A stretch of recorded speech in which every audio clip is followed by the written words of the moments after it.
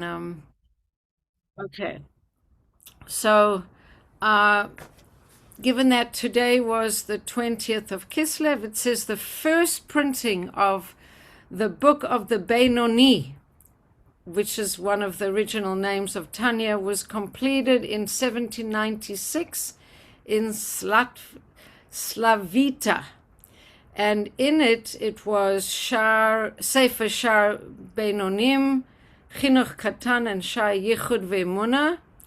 And then Igeris HaTshuva was first printed in 1799, and Igeris HaKodesh was first printed in 1814, and then the corrected editions of all four parts were printed in Vilna in 1900. And there we are learning it today as if it's brand new, life-changing, novel teachings in Hasidus.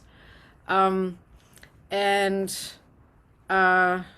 yeah, so that is in the Hayom Yom. And so Thursday, Friday, Saturday. So the Kislev of the 23rd of Kislev, which would be Shabbos, we could share that idea with you from the 23rd of Kislev. From my grandfather's talks given in 1875 around Elul time, the 3 days before Shabbat are already a preparation for Shabbat. That the Zohar says about Shabbat that from it are all days blessed. All days refers to the 6 days of the week on which Hashem conferred a general blessing. Hashem will bless you in all you do. The blessing for Shabbat is for the days preceding it and the days following it. The preparations for Shabbat begin Wednesday and are announced by the brief Lechu Ranana of 3 verses, and that's the Hayom Yom. So I did go to a Yud Tes Kislev for bringing last night, the one that I posted on the chat, and the speaker, Sarah Blau from Crown Heights, the topic was Shabbos and its connection to Mashiach. And just in reference to this Hayom Yom, how the 6 days of creation are days in which we involved in the struggle of dealing with our Gashmiot, dealing with our animal soul. Now Susan has a little more, and Dina Brach a little more perspective on what that means from the Tanya perspective. But on Shabbat, there's less of a struggle, that our attempts to connect to the transcendent aspect, and the way Sarah Blau actually was specific about it, to connect to the Yechida of the Neshama. On Shabbos, we're in a place, if we tune in correctly, that is beyond the struggle. And in times of Mashiach, we will be in that time beyond the struggle. So in order to celebrate Shabbat appropriately, we start preparing even from Wednesday night. So I guess our class being on Wednesday night, it's good that we don't do Parsha on Monday and Tanya on Wednesday, and that Hashgacha Pratis that we do Parsha on Wednesday, because officially we're already preparing for Shabbat. Just so that those of you who are not in Tanya class shouldn't feel left out, when we talk about the Yetzer Hara, one of the nukudot that came out from the Tanya was that the Yetzer Hara, or the aspect of the animal soul, is self-interested and has its capacity to open itself through self-nullification is somewhat limited. But somehow on Shabbos, the holiness of Shabbos enables that animal soul to open itself more to an awareness of its own smallness in relation to the greatness of everything else, particularly our Creator. And that's one of the blessings of Shabbat. Anyway, that was like a quick synopsis, a very quick synopsis of Tanya on one foot. And so now we're going to come into Parsha. So this Parsha is Vayeishev, and in the Parsha, and I don't usually share the nutshell, like Parsha in a nutshell, but I will just share it. You could all see it quickly, that Yakov settles in Hebron with his 12 sons, and his favorite is Yosef, 17 years old, who he gives a multicolored coat to. And of course, the brothers are very jealous. And then we have Yosef telling his father and his brothers about his dreams that foretell how he's destined to rule over them. Then we have the plot of Shimon and Levi to kill Yosef, and Reuven's intervention that they should throw him into a pit instead. And then Reuven disappears, and while he's absent, Yehuda sells Yosef to Ishmaelites, and then come and tell their father that Yosef has been killed. And then we have Yehuda marrying, and the story with Tamar, and then the whole challenge with Yosef and Potiphar's wife, and then the Yosef is thrown into jail. So that's the storylines of what's going on in the Parsha. So if we start with the Pesukim, and we start with the Pesukim, and we look inside. So let's just go back to the Torah reading. Okay, so here we go with the Torah reading. That so what we know is that, number one, Yakov wanted to come into Hebron and rest, and the Meforshim actually tell us this, that this word Vayeishev Yakov, there's a idea that he wanted to come in, he wanted to kind of, after his difficult life, he wanted to rest and kind of have it easy. And apparently there's a lot of things written around that tzaddikim shouldn't think that they should get early retirement, that our lives are, we meant to be constantly challenged and overcoming challenges. So there's a lot to say about that, but I don't feel like going into that right now. And then it says that Yosef, the verse says he was 17 years old. He was pasturing the flocks with his brothers. He acted like a young, immature boy. He spent time with sons of his father's wives, Bilhah and Zilpah, and he brought his father evil reports about them. So what does it mean? So I didn't say hi to Linda. So what does it mean that he was acting like a young boy? So it's interesting because here it says that he would groom his hair and style his eyes so that he would look handsome. And it's very interesting because when he is sold, and he actually is in Egypt, and he's working in Potiphar's house, it says very similar things, that he started to tend to his appearance, and he started to live the good life and pay attention to his appearance. And Hashem said, your father is mourning for you, and you kind of looking in the mirror and making sure that you look good. I'm going to send you some trouble. And then the story with Potiphar evolves. But anyway, he's spending time with the sons of Bilhah. And remember, his mom died very soon after, when his mother was giving birth to Benjamin. So he was pretty much brought up by Bilhah. And then it says he's bringing evil reports about his brothers.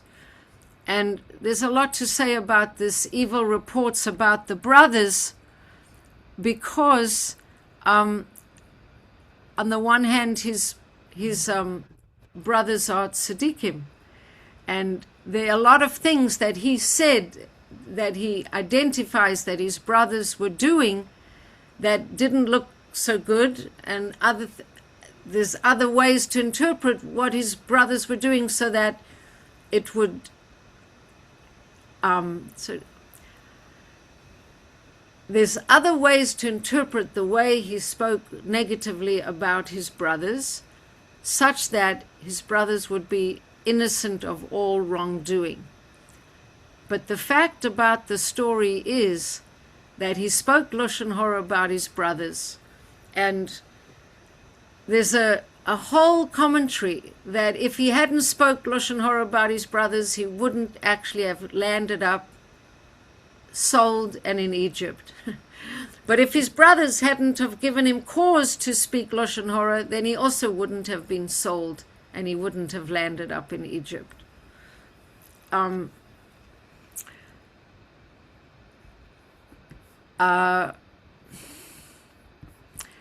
going to hide Rashi's commentary because I don't want to get lost in the details of it. But we do know that Yakov, it says here Israel, but Yakov and Israel are the same person, right? It's interesting because Yaakov's name gets changed to Yisrael. You struggled with Hashem and with man, and you were victorious. But then the Torah still calls him sometimes Yaakov and still calls him sometimes Israel. It's like both names are applied. Anyway, his father makes him a coat of many colors, and his brothers see that and they're very jealous about that. He has his dreams. He tells his brothers about the dreams, and they hate him even more. And then he tells them about a second dream, and they hate him even more. And let's pick up the story inside, that his brothers leave to pasture their father's flocks in Shechem. And this is Yud Gimel. Vayome Yisrael el Yosef, Halo achicha roim bishchem, lacha ve'esh lacha eleihem va'ome lo hineni. So this is a very pertinent verse, because Yisrael says to Yaakov, your brothers are pasturing in Shechem. Come, I'll send you to check on them. And Yosef says, Hineni. And we know that this is a very critical point in the story, because this is important to show the Rashi here.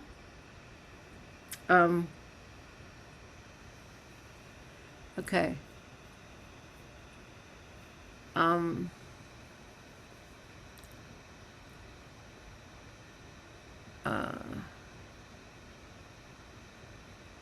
Yeah. So it says, Vayome lo lach. So please go. Please. Okay. Vayome lo. Please go and look at how the shalom, how your brothers are doing, and the peace, or how the flock is doing. V'hashiveni devar v'yishlachehu me'emek Chevron v'yavo Shchema. So please go see how they're doing and bring me back a report. And then it says he thus sent him me'emek Chevron, and I've taught this before, from the valley of Chevron, and he came to Shechem. And Rashi says, and I think even we've read it last year, if somebody wants to just read this Rashi on that from the valley of Chevron, does somebody want to read it? Yakov. Hi. Okay. Literally, from the Vale of Hebron. But it is not Hebron situated on a mountain, as it says. They went up through the south and came to Hebron. However, it means he sent him because of the profound counsel of that righteous man who is buried in Hebron.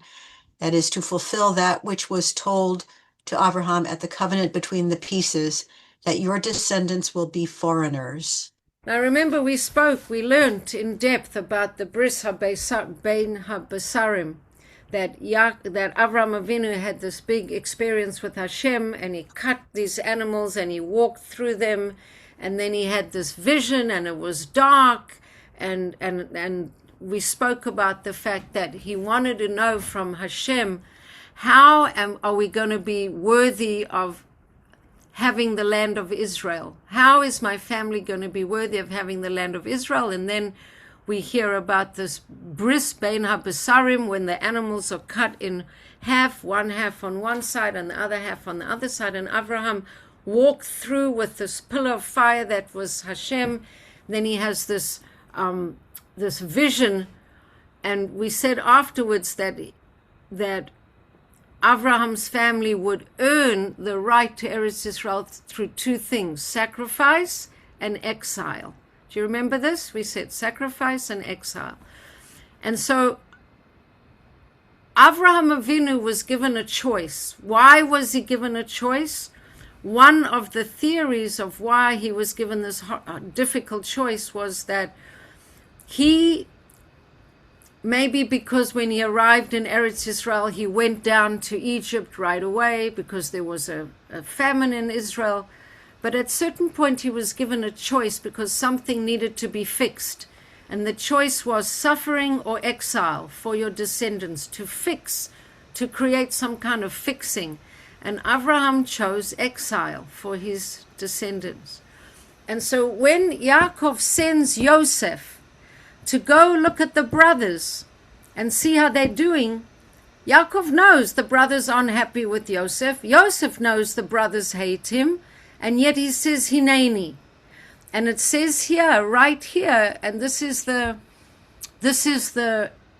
inference of the Rashi, that he's sending him to look at the brothers. But he knows that there's a danger involved, and he's following the advice of Avraham Avinu, who's buried in Hebron. It's very deep. Avraham told him, your descendants are going to go through an exile. Did Yakov know that he's sending Yosef into a trap, and through this trap, Yosef will be sent to Egypt? Yakov couldn't possibly have known that. But it says that when he sent him, it says here in the Rashi, he sent him because of the profound, ha'amuka, the profound counsel of the one buried in Hebron. And he connects it to the fact that your descendants will be foreigners. So he's knowingly sending him into a danger, and somehow intuitively, subconsciously, something, he feels this is the right thing to be done, and there's something in the back of his mind that knows that somehow there's an exile that is waiting to happen, and it has to be triggered in some way. Now, does Yaakov know how all these dots get connected? I'm sure he didn't, because he mourned for Yosef and he was broken that Yosef doesn't come home, and who knows what was going on in his emotions. But the Rashi here is very clear. He's sending him to Shechem, knowing that the brothers hate him, and Yosef knows his brothers hate him, and yet he says Hineni. Hineni means, right, I'm ready. Whatever you tell me, I'm ready. So let's see what happens next. So he arrives in Shechem. Does somebody want to read the Rashi on arriving in Shechem? I will. Okay, Susan. Okay, he arrived in Shechem, a place destined for misfortune. There are tribes sinned by beginning their plot to kill Yosef. Their Dinah had been violated, and the kingdom of the house of David was divided. As it says, Rehoboam went to Shechem. What does the house divided mean? Well, what happened was that there was warring factions in David's family, and some of his sons rebelled against him, so the house of David became divided around things pertinent to Shem, that Rechavam went to Shem. Not the same time period. Right. Place. So number one, Yakov settles in around Shem, and then Dinah is raped there in Shem. So that's number one, not such a great thing that happened in Shem. And now we know even today Yosef is buried in Shem, and his grave has been violated a number of times. And then this piece of the house of David was divided in Shem. So Rashi tells us right away, Shem is not a great place. And then here comes a very beautiful pasuk. Why I say it's beautiful is because it opens a lot of interesting things. Does somebody want to read pasuk 15? A man found him wandering in the fields. The man questioned him, saying, "What are you looking for?" Okay, just read 16 as well. He replied, "It is my brothers that I'm looking for. Please tell me where they are pasturing." Carry on. The man answered, "They have distanced themselves from such brotherly sentiments. For I heard them say, 'Let us go to Dotan,' seeking some legal pretext to kill you." Wow. Joseph followed his brothers and found them in Dotan. Okay, but by the way, the seeking some legal pretext to kill you, that's not in bold, right? That's implied by the word dotan. It's not actually in the verse. So let's go back. V'yim tsa'ehu ish, and found him a man, an ish. We don't know who this man is. V'hine to'eh besadeh. This man is wandering in the fields. V'yish alehu ha'ish, and the man says, Lemor, ma tavakesh, what are you looking for? And right away, Rashi wants to know, who is this mysterious man wandering around the fields in Shem? Tell us what Rashi says. You can tell us, Linda, if you want. The man said, "They've distanced themselves from such brotherly sentiment." Where? No, go up to 15. Oh, Who is the man? A man found him. It was Gabriel. So it wasn't just a random man. It was a man, an angel who, here's a very interesting thing. The angel could have sent him home. The angel could have said, "Don't go. Your brothers don't like you. Stop." If he wouldn't have found his brothers, because they aren't there anymore in Shem, he could have turned around and gone home. Right. He could have just said to his father, "I didn't find them. I'm coming home." End of story. No Yosef being thrown into a pit. No Yosef being sold to go to Egypt. None of that would have happened. Something else would have happened. One book of the Torah then. Well, that Hashem would have found a different story to tell. But Hashem sent, because if an angel is part of the story, he was heaven sent, right? That's the very definition of angels. They're missions of God, and God wanted that man, in inverted commas, being Gabriel, to direct Yosef.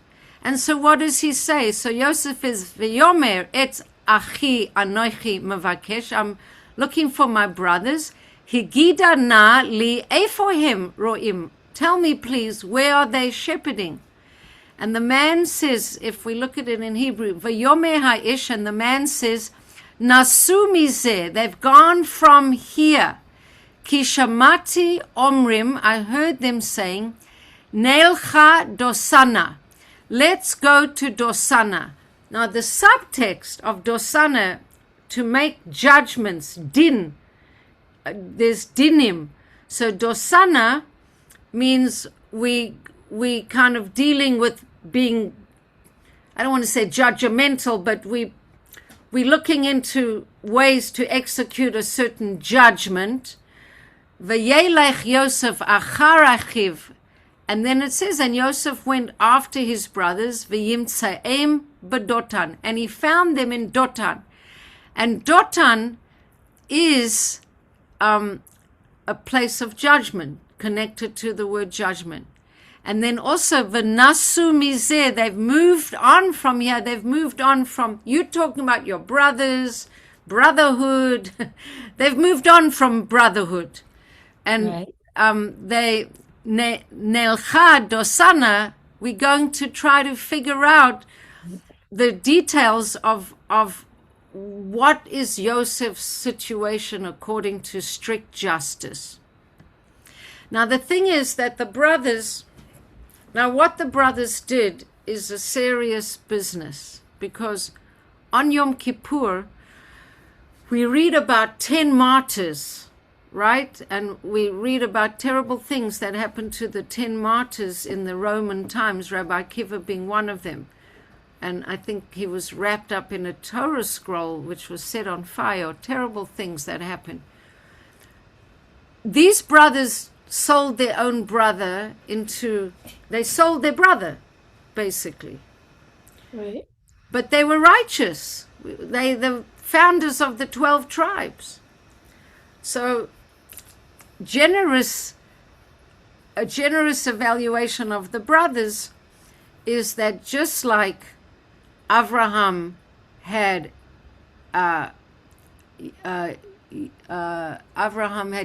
and Esav. Esav was the bad guy. Sorry, Yitzchak and Yishmael.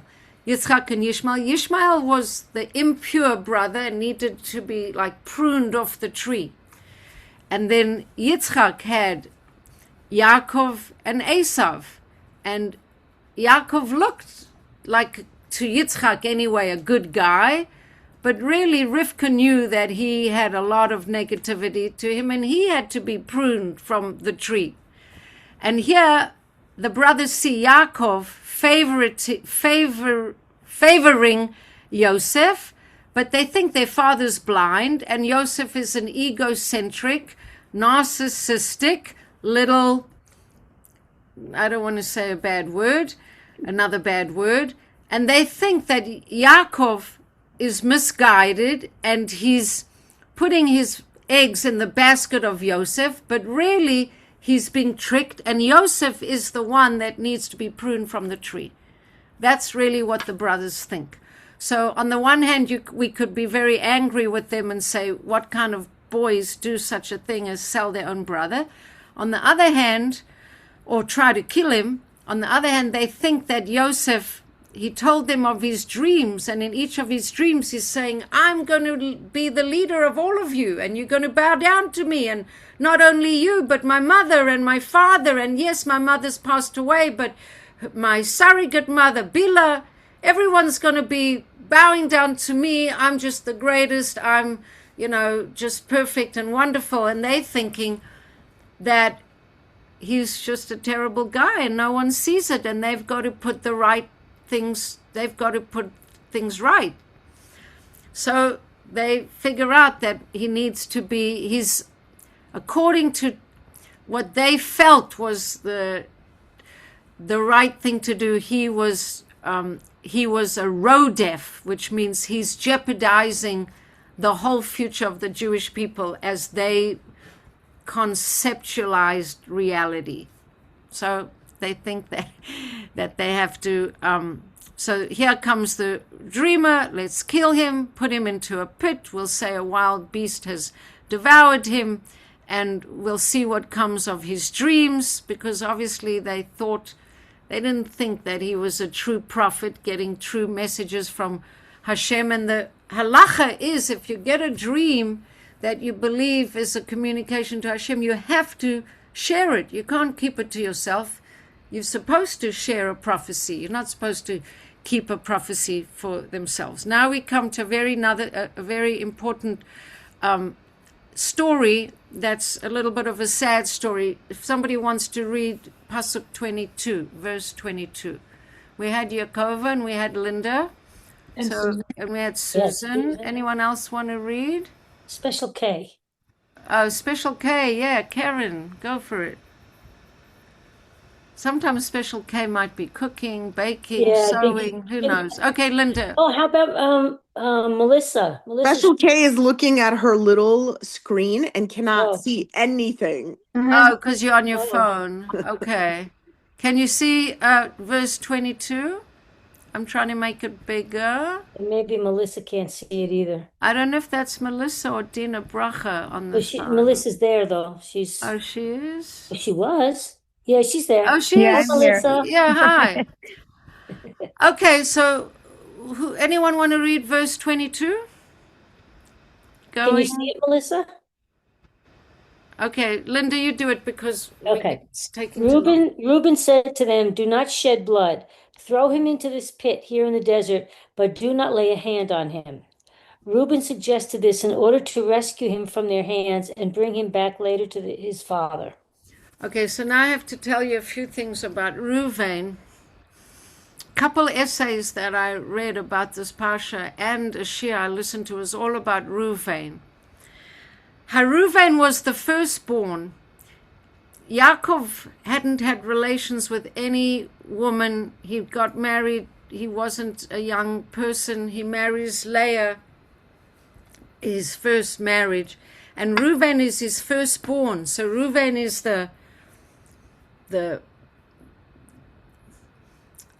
all the energy of the firstborn. It's like a big thing. The firstborn usually get a double portion because they've got the vitality of this of the father, and it's a big thing. But Reuven is a very well-meaning guy, but he doesn't follow through. He's very kind-hearted. He's very well-meaning. Rabbi Jonathan Sachs actually speaks about the fact that he lacked self-confidence because Leah, who his mother names him, "Now my husband will see me because I've given him a son."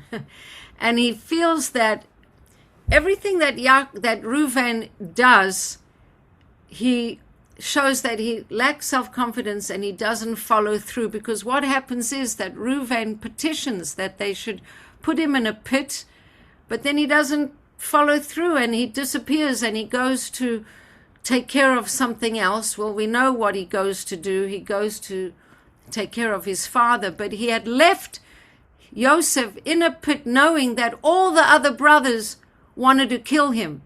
And that Rabbi Alon Anava talks about this, and he said he showed no responsibility. He left the task unfinished because he disappears. And Yosef is in the pit, and then he gets sold, and Reuven comes back and says, "Oh no, what happened while I was gone?" And that Reuven shows certain qualities, character flaws, where he doesn't follow through, and in the end he loses the privileges of the firstborn. In fact, Yehuda takes over, and Yehuda and Yosef take over. Reuven, although he's the firstborn, he loses the leadership of the family, because various things he does, but he doesn't follow through, and he doesn't sort of have the what's the word of his convictions, the something of his convictions. What's the phrase? The courage of his convictions. Thank you very much. Okay, so that's poor old Reuven. So he comes back, and Yosef has already been sold, and it's a sad story. And then what happens next is Yosef is sold to the Yishmaelim, and then he's stripped of his fine coat, and he's in this pit, and all kinds of horrible things happen. And it's really the beginning of our exile, because Yosef goes to Egypt and he's there, and all his trials and tribulations, and eventually he rises through, we can talk about all the things that happened to Yosef. In the end, it was Beshirt, because Yosef comes up with the plan to support the whole of Egypt in the famine, and he supports all the surrounding areas, and he sets up the framework in which his family can then come down to Egypt, and it's the beginning of the exile. So it could be, it was meant to happen. Hashem sent the Ish, Gabriel, to make sure that he does go tend to the brothers. But it's a sad story. It's a sad story of family dysfunction. It's a sad story of hatred between brothers. It's a sad story of leadership from the eldest brother not following through. There's a few sad story aspects to it. But I want to share with you an essay by the Nesivot Shalom. And the Nesivot Shalom is the name of a Torah teacher who didn't live so very long ago. He only passed away in the year 2000. His name was Rabbi Shalom Noach Berezovsky, or known as the Slonemer Rebbe. And he has very beautiful things to say. And I want to share with you his, it's not very long, his essay on this week's Parsha. And it's called Rising from the Ashes. And out of all the things that I read trying to prepare this class, this one seemed the most moving. So it starts off with a quote from Yirmiyahu, "I know the thoughts." And then it says, the Shvatim was selling Yosef. Yosef busied himself with his sackcloth and fasting. Maybe he was doing tshuva for telling tales on his brother to his father, speaking Lashon Hora about his brothers. He knows that he was hated for a reason. Reuven busied himself with his sackcloth and fasting. Yakov busied himself with his sackcloth and fasting, and Yehuda was busy attempting to take a wife. And HaKadosh Baruch Hu, he involved himself in creating the light of Mashiach. Okay, so we didn't look in depth at the story of Yehuda, but Yehuda leaves the family. He's a little bit embarrassed. His father's brokenhearted. He cooks up the story and tells his father that a wild animal ate up Yosef, and he brings the blood-stained coat of many colors. And then he leaves town and he moves far away, and he's also not feeling so great about himself. The whole family seems to be in a bad way. The Holy Sforim emphasize that life sprouts and blossoms only after deterioration and destruction. Before a seed takes root, it rots and disintegrates, leaving behind only the smallest germ of vitality, the kusta de chiyusa, from which new life begins.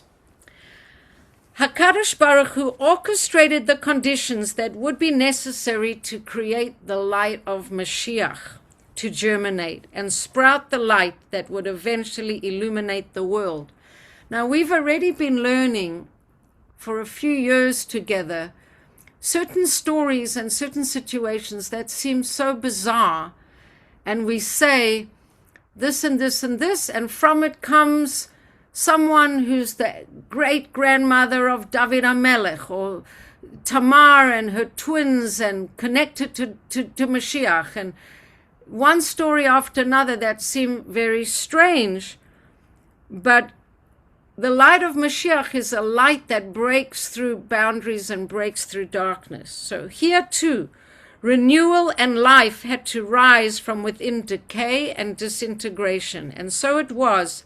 The thrust of the Midrash is that wherever you look at the Jewish people at a low point, nothing whole and together could be found. So right now, this family, they hate their brother so much that they sell him. They were nearly going to kill him. Yakov goes into deep depression. Yehuda leaves the family in embarrassment that he couldn't he kind of came up with, he didn't kill Yosef. It was his idea to sell Yosef. And Reuven feels like he was completely impotent in saving his brother. In every corner, someone was dealing with some deficiency or other. The Klal Yisrael of the time was broken and crushed. Ironically, precisely such a sorry state provides the fertile ground for planting the tiny kernel, the kusta de chiyusa. It's a phrase we've never heard before, that Hashem planted just then and would nurture until the coming of Mashiach. How are we to understand this magic vital element that survives disintegration and provides the essential vital force of future growth? We do not have to look long or hard.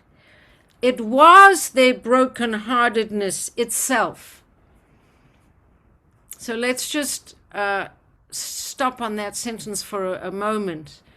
And I'm going to go back to the Tanya class on Monday. That the essence of the Yetzer Hara, or the animal soul, is it just doesn't make space for anything other than itself.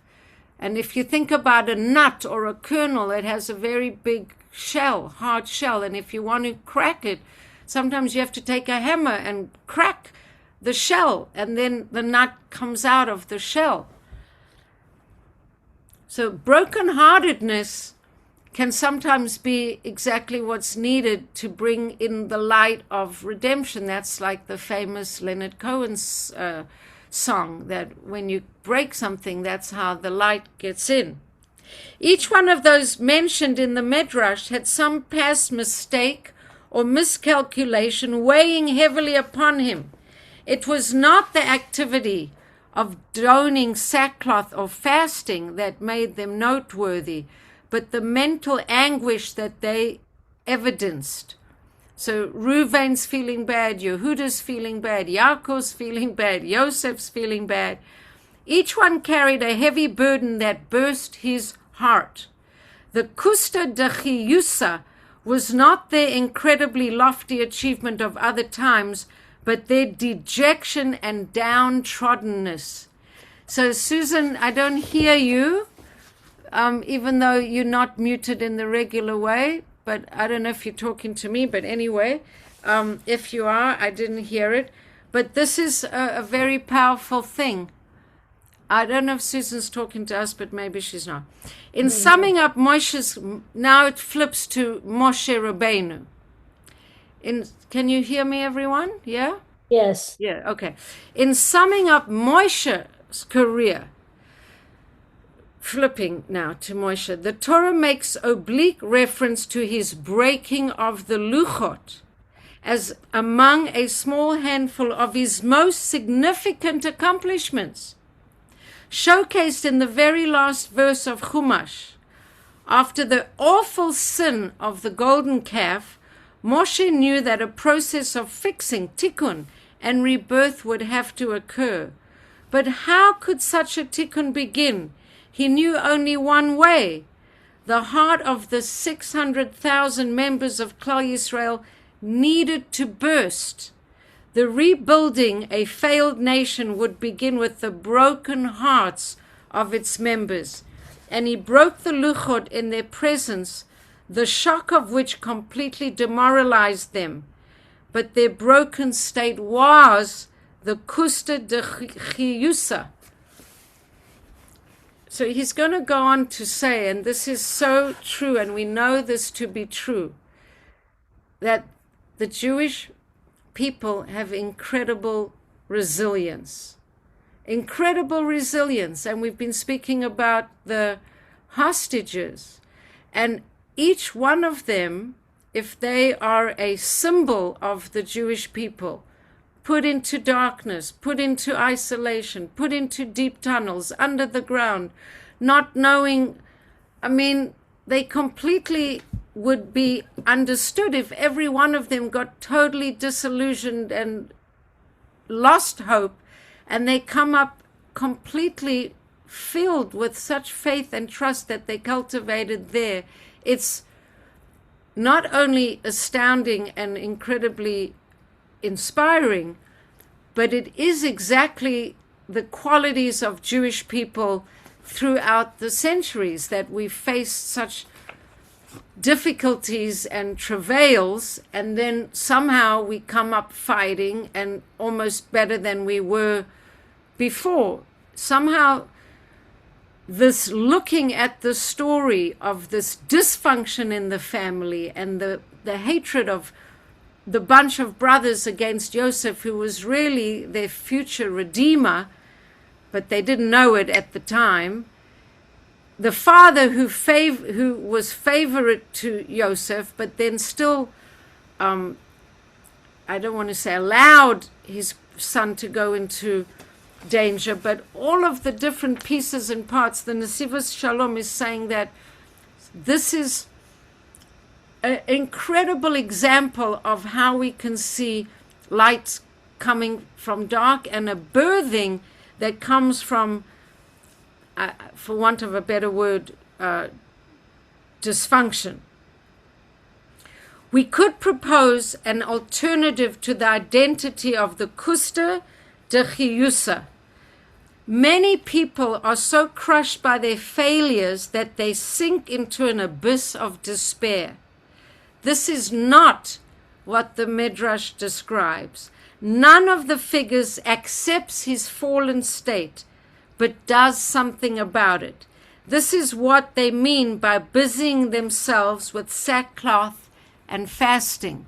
In other words, the Jewish metaphor, or not only metaphor, but recipe of tshuva, means that every wrong can be fixed and righted and corrected, and no matter how much we've blown it, fallen apart, gone to the depths of whatever, we believe in tshuva and we believe in a turnaround. It represents a confidence that mistakes can be rectified and repaired. They do not just mourn for the past, they do something about it. Put more simply, they refuse to make peace with their deficiency, their intransience towards their errors, their refusal to accept. This itself is the Kuster de Chiyusa. And I'm going to say another thing that I've said many times before, and that is that when you look at American history and you look at some of the people in America that have suffered from oppression or racism or different threats of even annihilation, those people are still telling those stories today, and that's their main story.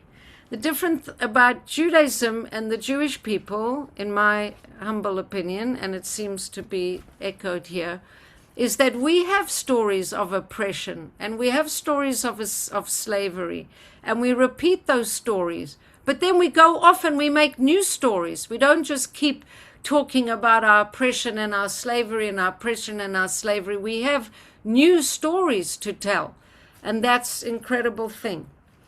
So it is in our blood as a people. We sunk to the 49th level of degradation in Egypt, but we merited redemption because we refused to accept our subordination to the Egyptians. So this sad story with the breaking of Yakov's family is the beginning of the exile of Egypt. This relational dysfunction is the beginning of exile. All exiles come from a starting point, a relational falling apart. And this is what happened with Joseph and his brothers. Chazal teach that it was in the merit of our emunah and our faith that we were redeemed. What was this faith? It was faith that we would be redeemed. And what nurtured that faith? Chazal speak of scrolls which they delighted in on Shabbat. This is very beautiful. These scrolls spoke of a future redemption. And through all time, we've had that idea that there is a future of redemption that is waiting for us. Flat rejection of their status quo was the Kuster de Chiyusa, the kernel from which sprang the beginning of their redemption. These are the thoughts that Hashem says he knows. The sackcloth and fasting are not emblematic of despair, but of the certainty of rising above it. There's just a little more, and then it'll be, we'll come to the end of this essay. This has played a central role in our survival as a people for the 2 millennia of our exile. Only through our refusal to accept Galut have we survived it. What is true of ourselves as a nation holds true of us as individuals. So here we're getting the fact that Torah isn't just a storybook. It's hora'ah, it's instruction for us to be able to break through whatever limitations and exiles we have within our own beings. Each one of us must absolutely refuse to accept the position of failure. Whenever we should stumble, we must realize that Hashem is prepared to right him, to pick him up, and hold him erect once more. We need just believe that will happen, and he will do it. This is the key to our redemption, our personal and collective redemption. And then it says, and this is also the theme of Hanukkah, which is nice that we get to connect to Hanukkah, and also Purim, where we talk about great miracles. And these 2 holidays illuminate our exiles. And both only happen because we refuse to accept our failures.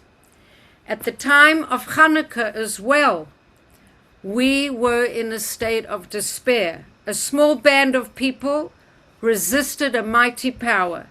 They did not fight because they were so desperate they had nothing to lose. To the contrary, their attitude was of utter confidence in the impossibility of losing. And that's what happens today. Netanyahu and the Israeli people, they keep saying we have to win. We have no other option. We have to. There's no possibility. It's non-negotiable. We have to be victorious. They would not make peace with their situation. And in that merit, Hashem assisted them miraculously. And the same in Purim. One single individual who refused to resign himself to that state, Mordechai, had complete confidence that relief and deliverance will come to the Jews. And the last sentence here, and so it is with all the miracles and wondrous deeds that were shown to us. We help bring them about by our refusal to accept our fallen state. The light of Mashiach depends on this as well. Our faith in his coming, our refusal to be without it, is the kusta de chiyusa that sustains and nourishes his long-awaited light. So I've never really learned the parsha in this way of seeing the dysfunction of the family, the sadness, the brokenness, the awareness that that is really what informed and paved the way for the exile. It didn't come from a family loving each other, supporting each other, taking responsibility from each other. It came from this brokenness and this, coming apart, really the family coming apart at the seams. And one of Yosef's dreams is of gathering the sheaves together into bundles, and we'll see that what Yosef is able to do. One of the explanations of why Yosef had to go into Egypt was that he was telling tales about his brother. He was the tzaddik, but he wasn't bringing them together. He was alienating them, and one of the Meforshim said that's why he had to go to Egypt. He had to suffer. He had to have his heart opened and broken. He was put in jail. He was cast away. He had challenges. He overcame his challenges. But then he emerges into someone who can put the family together. He can assemble the wheat and into bundles. And he is the tzaddik that can unite the family. But he couldn't do it when he was 17 years old. he had to go through his exile, and then the whole family was pulled into that exile, which evidently they all needed on some level, and we needed on some level, and Abraham volunteered us for it on some level, or chose it, or it was necessary for us for what we needed to do, how we needed to blend together, how we needed to go through that cauldron of Egypt in order to be the kind of people who could receive the Torah after Egypt. In other words, you're not a people who merit to stand at Har Sinai and receive Torah just without a preparation. So going to Egypt and suffering the sufferings that they suffered, and becoming a people and that had loyalty to each other and that was somewhat cohesive, that's part of the process that enabled us to become the kind of people that we became, so that we were worthy to receive Torah on Har Sinai. As a family right now, they're not worthy to receive Torah from Sinai at all. They need a lot of fixing. And then the exile in Egypt, unfortunately, it's not an easy exile, but that's what transformed them into the people that can receive a Torah and that will receive the Torah. So that's the teaching for today. Yeah. So any comments or questions or reflections or anything? It's almost metaphoric for anything. Without adversity, we don't grow at all. There's always a plan, some kind of a destiny to come out of our struggles, Right. kind of growth and destiny. Right. And it's interesting because in this situation, the growth and the destiny, it's in the family, and Right. it's and all the stories are simultaneously the stories of our people, the metaphors that we need to learn, the unfolding of a plan. We say learning Torah is like walking into a orchard, and the word for orchard in Hebrew is pardes. Pshat is the literal meaning. Remez is the hints to deeper meaning. Pshat, remez, drosh is dig into the level of midrash, and then samach is the secrets, the Kabbalistic secrets buried or read between the lines. So all the stories can be read on all these 4 different levels. But I see Melissa has a question. Her hand is up. Melissa, Oh, you have a question. Your hand is up, or maybe it's been up all the time. Yes. Hi. No, I just hi. I don't know if there's an answer, but I don't understand the story of this story, because I've heard, read it so many times, and I don't understand why we had to go through all that. I just spent I the don't last understand. hour explaining. I know, but Well, first of but all, it doesn't. okay, so But if you think about, so Hashem needs us to suffer extreme, horrible things for 400 years for us to be worthy. I mean, it's hard to accept to receive the Torah. okay. These are very hard. Okay, so first of all, I'm not sure that I'm capable of answering the question, but I'll do my best. Number one, we weren't asked to design the script, right? The script, Hashem has the script, and we just reading about it. This is what happened, whether we understand it or not. What we do know is Avraham did know that either there would be this kind of a process or that kind of a process. I believe the choices were some kind of suffering or exile, which obviously also had its fair share of suffering in it. But there was something that the people needed to go through in order to evolve. in some way. Now, if we can say, well, that's ridiculous, people don't need to suffer in order to evolve, but maybe they do. Maybe Yosef, as the 17-year-old who was very glibly speaking of his dreams to his brothers, even though those dreams indicated that he would be leader of his brothers and leader, in fact, of his parents, maybe he did need to suffer and be brought down a peg or two, or become more sensitive, or incorporate awareness of other people to the degree that when he was a 17-year-old, he wasn't capable of, and once he had done whatever happened to him in Egypt, he was a transformed person. What about the whole people of Israel? Well, the whole people of Israel, whatever happened to them in Egypt, no people had an equivalent experience of receiving Torah in any fashion as the Jews who came out of Egypt did. What kind of crazy story have the Jews had? Whatever crazy story we've had, whether it's being in Egypt, whether it's been in Bavel, whether it's been in Persia, Persia is Bavel, I think.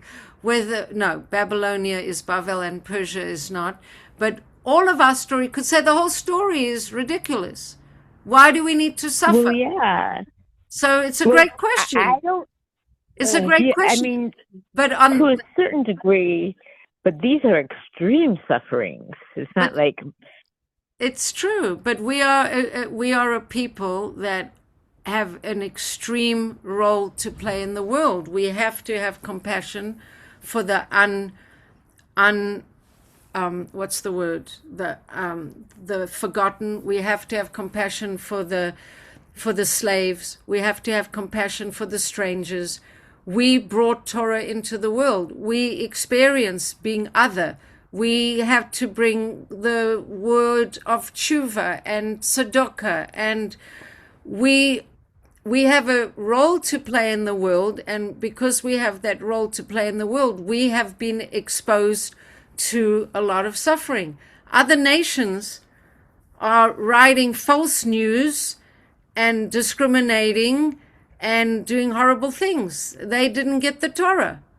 The Jewish people, for better or for worse, I mean, Hitler tried to kill us because he called us the conscience of the world. He didn't like that we were the conscience of the world. But it seems to be that the Jewish people have, I don't like to say this because it sounds very weird, but it's true. We've been forged in fire over and over again. And we come out as the scientists, the psychologists, the inventors, we creating water in Africa for all the Africans. We send missions to all the victims of hurricanes and tornadoes, and we do all these crazy things. We're a little country that if you don't have a microscope, you can't even see it on the map. Why? Because we've been pressed and pushed and pushed and pressed and pushed and pressed and formed into a very empathic, sensitive, reactive group of people. We're not like everyone else. Take a whole group of people and take them away to some seminar and have one professor act inappropriately, and who's going to complain? The Jews.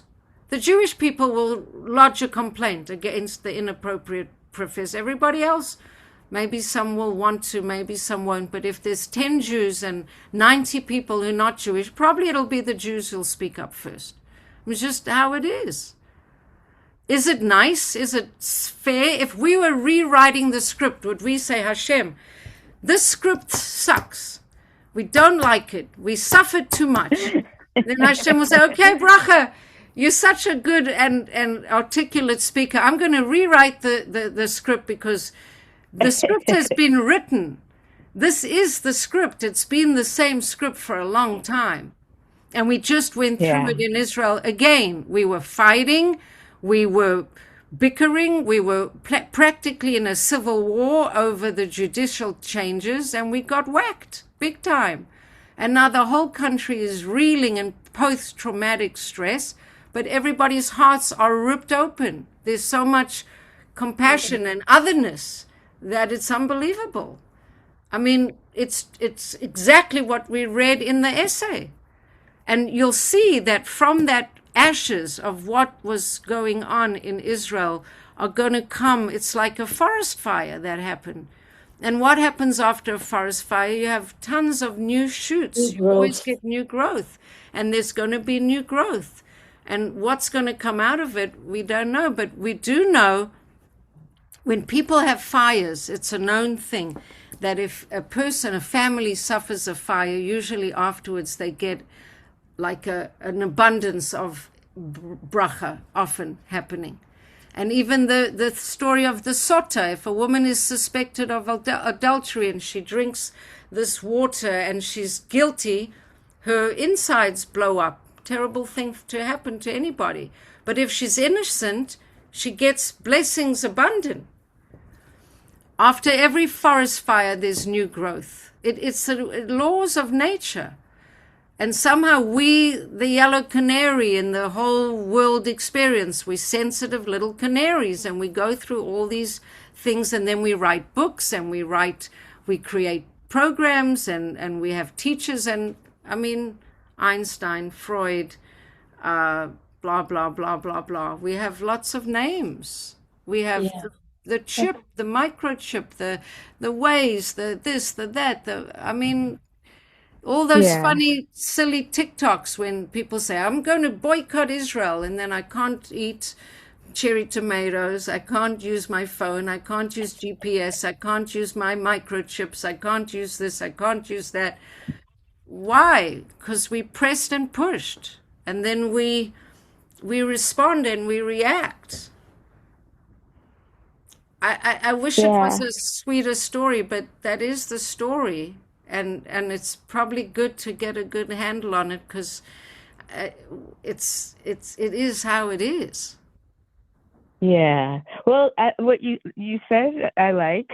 I mean, it's one since I was a child. Always it got to me just because it's very sad. There's lots of tragedy in. It is sad, and it is it's not a Torah of saints and everyone being nice and no disagreements and no dysfunction. It wouldn't have any relevance if it was. I mean, look at our lives. Our lives. Human life is not a picnic in the park for 80 years and then we die, and it would have no meaning if it was. Right.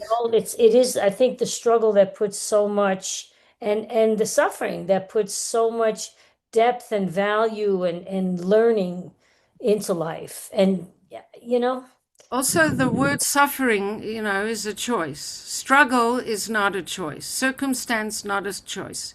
Suffering is a perspective. You could have the same experience. Yeah. A person can say, I am in a process of learning. I am learning about things that I never experienced before. I'm learning. Right. The choice, I mean, there's some famous quote about, pain is pain, but suffering is a choice, or something like that. To some extent, but then I mean, you have incredible loss and grief. I mean, you're going to suffer. You have loss You and lose grief. your child, you're going to suffer. You lose, you could be like, Absolutely. It's suffering. But as you said, this is our experience. This is our experience of the world, and the Torah gives us a context to relate to it. It really doesn't tell us that everything is going to be hunky-dory. No. And I mean, this is a very sad parsha in a way.